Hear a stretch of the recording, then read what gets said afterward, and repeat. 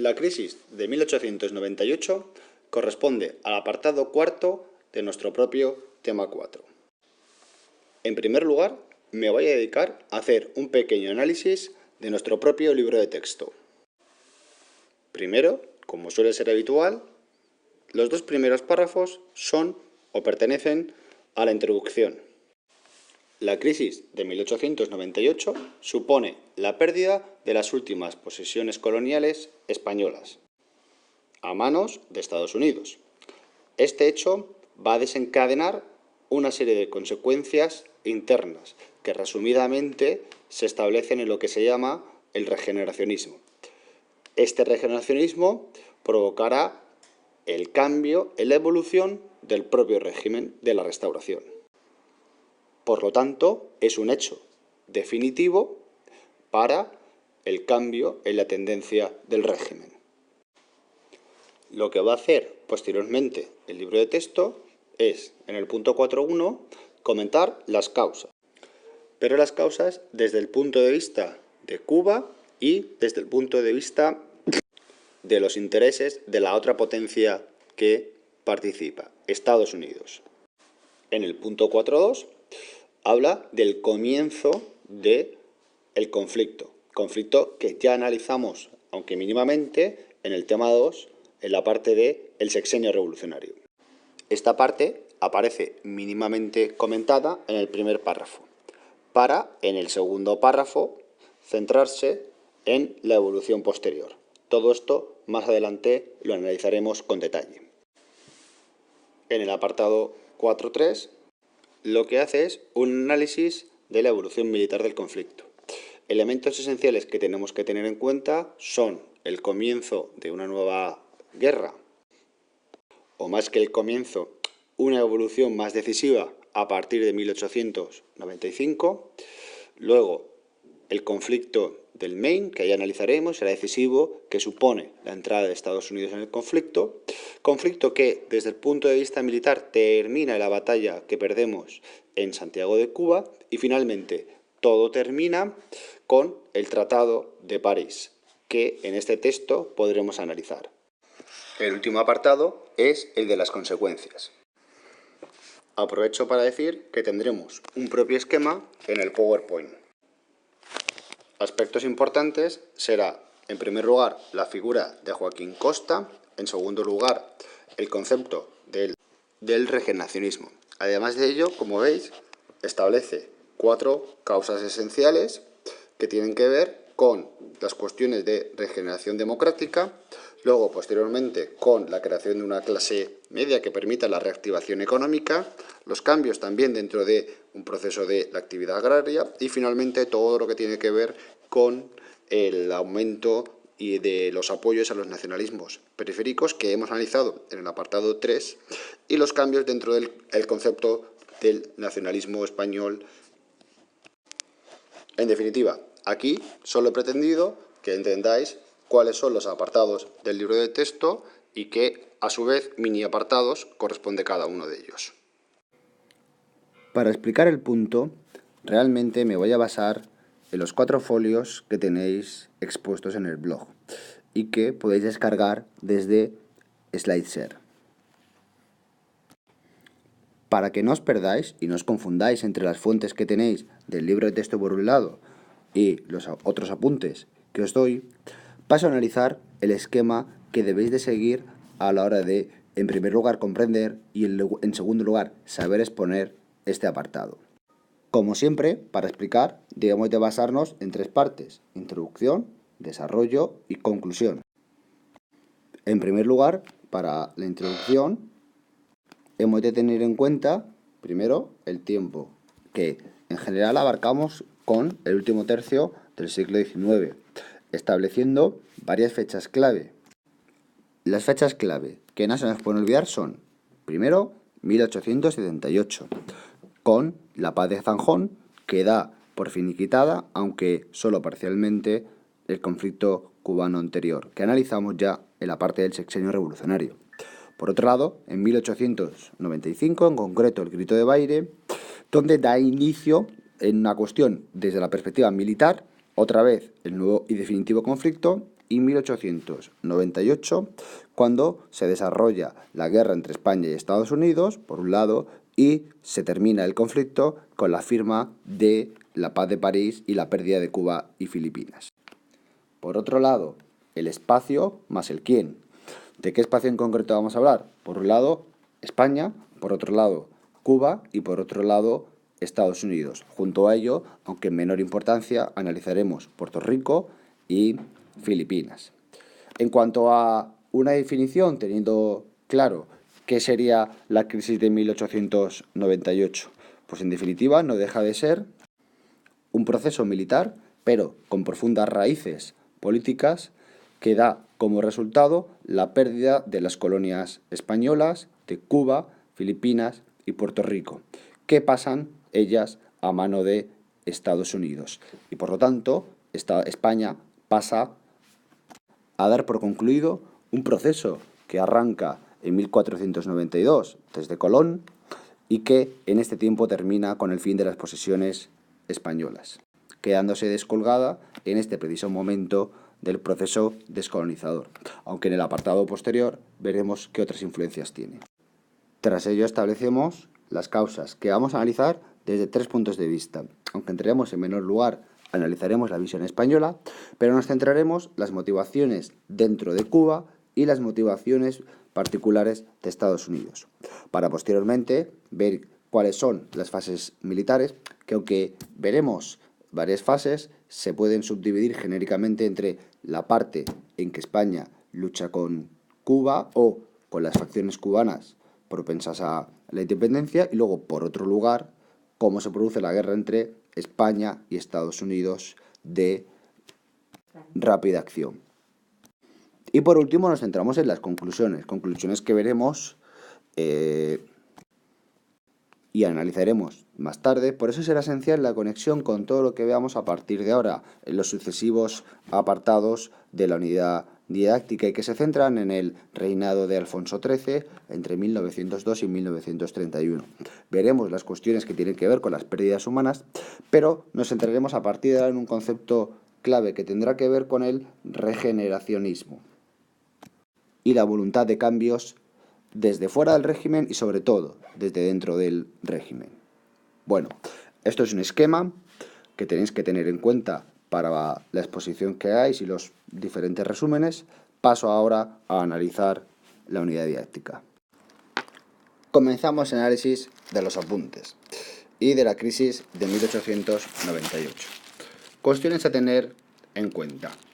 Estamos dentro de la regencia de María Cristina, que abarca este tiempo, y por lo tanto tiene que ver con la primera etapa de la restauración, que va de los inicios de 1874 hasta 1902. Dentro de ellos, de esta etapa, el acontecimiento esencial que marca la distancia entre una etapa y otra estaría en la parte final de la línea de tiempo, la crisis de 1898. ¿En qué nos centramos? Bueno, pues en las guerras de independencia de las últimas colonias, Cuba, Puerto Rico y Filipinas, cuya conclusión es la pérdida, en primer lugar, de la primera, la segunda y la tercera, y sobre todo, a partir de ahí, un proceso de crítica, y una crítica muy fuerte, tanto de políticos del régimen como sobre todo de intelectuales. A esto, ya lo he adelantado, se llamará regeneracionismo y supondrá la voluntad de cambio desde dentro del régimen. Nos vamos ahora al contexto internacional, o damos respuesta a aquello de qué está pasando por ahí, qué está sucediendo en el mundo. Pues estamos dentro de lo que se llamaba globalmente, y lo que visteis en cuarto de la ESO, como el imperialismo, protagonizado fundamentalmente por los países más desarrollados, sobre todo Gran Bretaña, Francia y Alemania en Europa Occidental, y Estados Unidos y Japón, aunque no solo ellos. Y el resumen es que van a buscar el dominio, la presencia en nuevos territorios, sobre todo será África y Asia, desde un punto de vista económico, de consolidación del sistema capitalista, obtención de materias primas a fin de elaborar productos más baratos y sobre todo nuevos mercados en los que poder venderlos, a lo que se une una cuestión esencial, el prestigio del mundo unido a el fuerte aumento de la concepción del nacionalismo. Desde el punto de vista español que nos toca sería analizar la cuestión de Estados Unidos, que va a haber en la zona del Caribe y todo lo que va a ser el continente americano como su principal zona de influencia, pasada desde la famosa doctrina Monroe allá por 1823, resumida en la frase de América para los americanos. El hecho es que ya buscará la ampliación, sobre todo del dominio económico, pero ya comenzará la búsqueda de la ampliación del dominio político y va a ser esta guerra de independencia de Cuba que le va a brindar una buena oportunidad para ello. ¿Y cómo queda España en esta situación? Pues ya se demuestra en la conferencia de Berlín de 1884 que poco pinta España en las relaciones internacionales. Pasa a ser una potencia de segundo orden y queda realmente fuera de cualquier reparto importante dentro del colonialismo. Así, en este contexto de la restauración, en las relaciones internacionales, ¿qué es lo importante?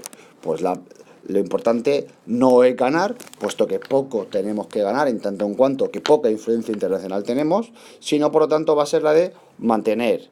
¿Qué vamos a mantener? Aquello que tenemos, las potencias de ultramar. Y de todas ellas, ¿cuál es realmente la esencial? Cuba. ¿Por qué? Porque es la que más relevancia económica y la de mayor unión cultural tiene. Las cuestiones africanas ya más adelante las analizaremos. Respecto a la situación de estas colonias antes de 1895,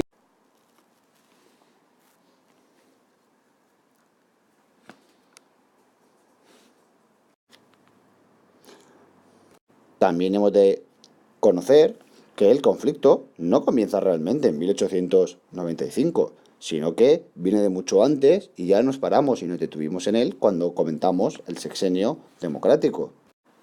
Como primer antecedente más cercano, nos encontramos con aquella guerra que terminó con la llamada Paz de Zanjón, ¿vale?, en 1878. Pero la cuestión es que esta paz realmente se puede definir más como un armisticio o como un aplazamiento que realmente solo ganó tiempo y no solucionó realmente nada. ¿Dónde estaba el trasfondo realmente? Por un lado, la cuestión de la esclavitud y por otro lado, la cuestión de dotar de un gobierno autonomista o no dotarlo a las islas cubanas. En esta cuestión, dentro de Cuba, tenemos tres posturas. Una primera postura, la de que lidera José Martí, que es la postura que apuesta directamente por el autogobierno y la independencia. Otra postura no tan rupturista será la autonomista, la que todavía quiere mantener lazos más o menos fuertes con la metrópoli, con España. Y luego, por otro lado, está aquellos que pretenden mantener el status quo, aquellos que no quieren ningún tipo de autogobierno para Cuba. Todo esto analizado desde la perspectiva de Cuba. Así tenemos ya la primera figura importante, que es José Martí. Por otro lado, desde la perspectiva de Estados Unidos, estos tenían fuertes intereses económicos, ya que buscaban aprovecharse de las compañías azucareras y también del algodón que se plantaba en la isla cubana. Junto a ello se desarrolló una política en prensa que favoreció el apoyo de la opinión pública y por lo tanto el apoyo popular a los cubanos en primer lugar y luego posteriormente a la intervención americana. Ahora, desde la perspectiva española, ¿qué tenemos? Bueno, pues que aquellas promesas, como bien dice aquí, no se habían todavía llegado a cumplir. Que esos proyectos autonomistas, ya estamos en el año 93, todavía no se habían llegado a las Cortes. Promesas, promesas, promesas, pero todas incumplidas. Y luego a todo ello se añade siempre la coyuntura. En este caso, la caída del precio del azúcar. Siempre vamos a tener en cualquier levantamiento, en cualquier cuestión política, la importancia de algún tipo de crisis coyuntural económico. Pero por resumir y centrándonos, la guerra se inicia en el año 1895. Fecha clave. Figuras importantes: José Martí y Antonio Maceo, sobre todo, y en esencia también por su importancia literaria, José Martí. Hecho de comienzo, el grito de Baile, que analizaremos luego en clase.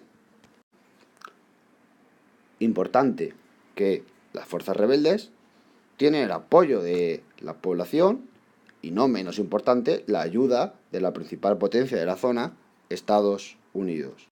En esta guerra, España envió el ejército, que además de las cuestiones militares, lógicamente tuvo que luchar frente al mayor dominio del territorio y conocimiento de la guerrilla, y luego por otro lado a las cuestiones del clima llevado a cabo por el clima tropical, totalmente diferente al existente en nuestro país, y luego a las enfermedades derivadas.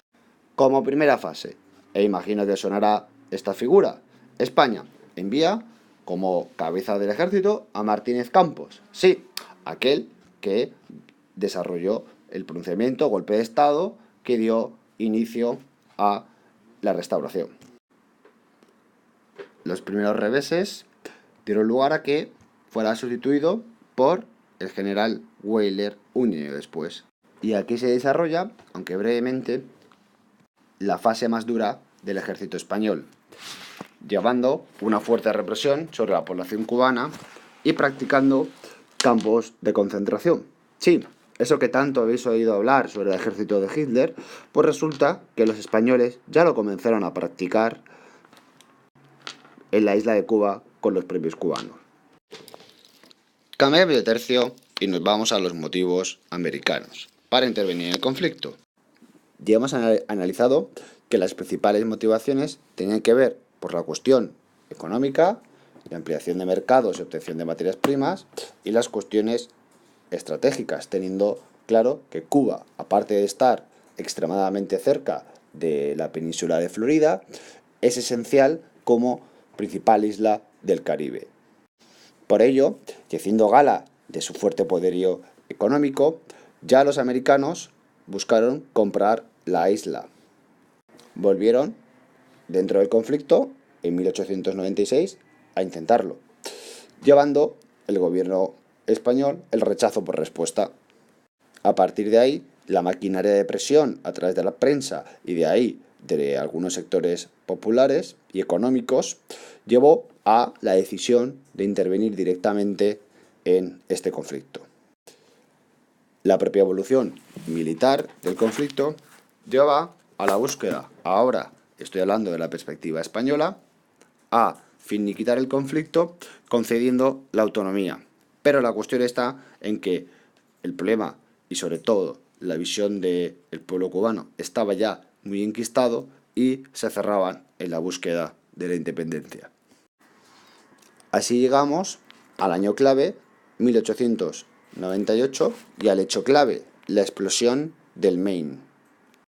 El Maine, que era un acorazado americano que se estaba frente a la bahía de La Habana, bajo la pretensión de proteger las vidas y las propiedades de los americanos que estaban instalados en la isla de Cuba, sirvió como casus belli, como excusa para intervenir en la guerra, puesto que Estados Unidos culpó de esa explosión a España, lo que llevó que prácticamente inmediatamente después Estados Unidos declarara la guerra a España.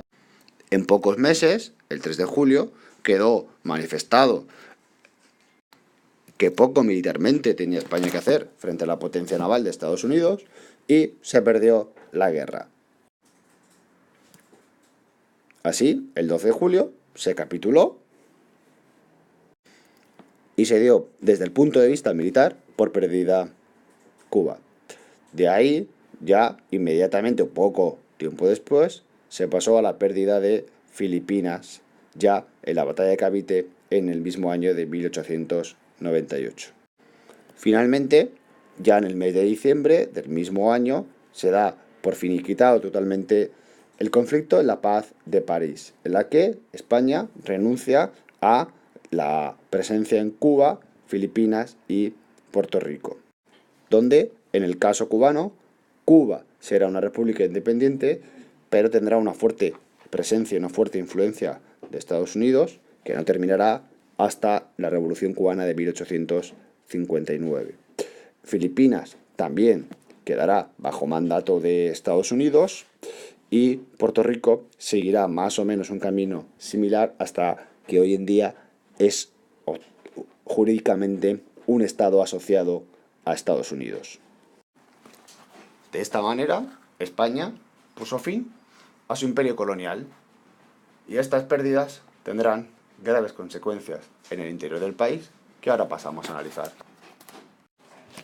Respecto a las consecuencias, desde el punto de vista español, bueno, en primer lugar, hablar de las cuestiones de población, de la pérdida de soldados, que fue bastante elevada. Y luego otra cuestión, que claro, la mayoría pertenecía a familias pobres, que siempre son aquellos que no pueden evitar ir a la guerra, puesto que no pueden pagar no ir a la guerra, aquello que hemos hablado de las quintas, lo cual tendrá luego repercusiones más tarde cuando hablemos de la cuestión social relacionada en este caso con la guerra de Marruecos.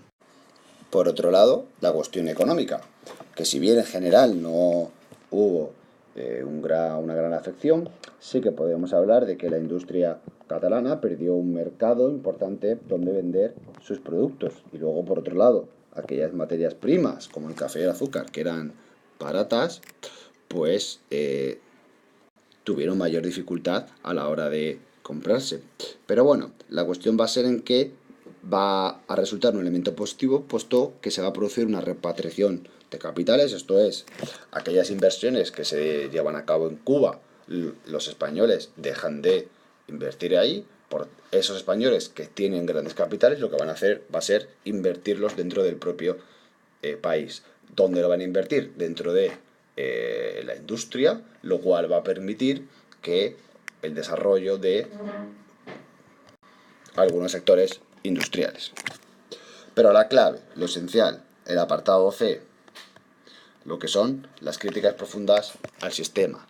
Palabra clave que no se nos puede olvidar, el regeneracionismo y luego, sobre todo, aunque no solo él, Joaquín Costa.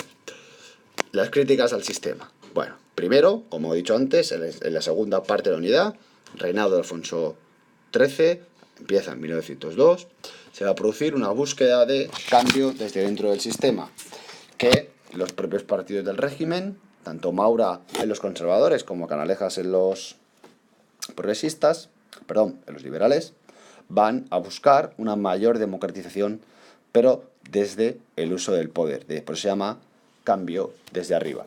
Cambio que no tendrá un gran éxito. Luego, posteriormente estará el regeneracionismo, donde se buscará la eliminación de este sistema corrupto y de las corruptelas, esto es, el caciquismo, el pucherazo, etcétera, etcétera.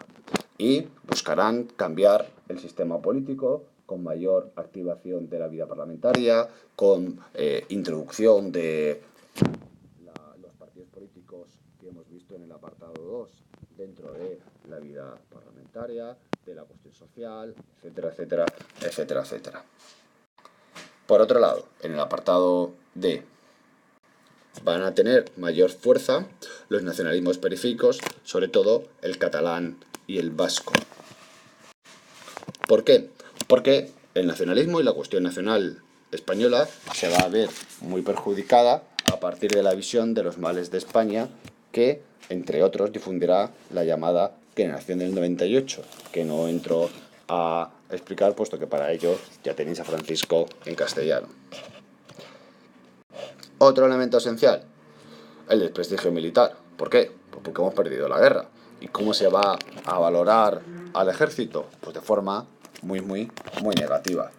Pero, como siempre digo, un poco siempre medio broma, que los militares lo que tienen es que entretenerse, aquello de hacer la guerra. Entonces, a partir de ahí, la política exterior española va a pasar de prestar atención esencial a Cuba, Filipinas y Puerto Rico a buscar mayor atención al norte de África.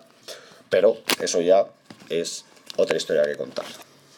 En definitiva y en resumen, la parte que tenéis en azul. A nivel emocional, la población española va a dominar el pesimismo, los males de España, que se van a adueñar de la población. España, que perdió sus últimas colonias, en un momento, además, en un contexto de importancia del nacionalismo en Europa y en América, de conquistar países, de obtener materias primas y de todo eso, verlo desde una perspectiva de ensalzar el prestigio de la nación y con el país, bueno, pues España en ese momento va a tomar el camino contrario. Por lo tanto, la visión sobre la nación, sobre el país, va a ser de pesimismo. Por otro lado, la contestación intelectual va a ser muy grande. Por eso, porque el gobierno aparecía y cuando hablamos del gobierno hablamos también del sistema establecido por Cánovas de la Restauración, va a aparecer con el propio responsable. Y van a empezar a exigirle y por lo tanto a realizar cambios que modifiquen las condiciones de vida no solo de una parte de la población, sino de toda la población. Así, ya para finalizar, los intentos de cambio que se desarrollan en la primera década del siglo XX se van a producir, pero se van a encontrar con muchos de los problemas que a lo largo de todo el siglo XIX no se habían resuelto.